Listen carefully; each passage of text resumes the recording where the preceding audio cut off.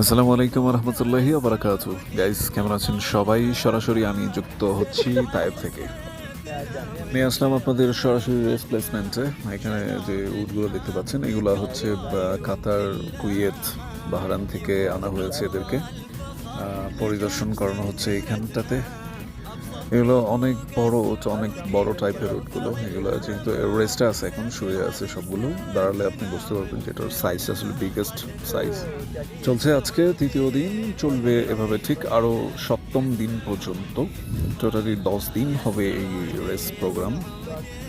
রেসে যারা অংশগ্রহণ নেবে, যারা ফার্স্ট হবে তাদের জন্য রয়েছে 300 মিলিয়ন রিয়ালের প্রাইজ বন্ড। সো ভাবা যায় এটা অনেক বড় একটা প্রাইজ বন্ড রয়েছে এখানটাতে। এখানে যুক্ত হয়েছে ফুল আরব গালফ, ওমান, বাহরাইন, কাতার, দুবাই সবগুলোই এখানে রয়েছে। তো পরবর্তী ভিডিও নিয়ে আমি আসছি খুব শীঘ্রই। ভালো থাকবেন। Good bye.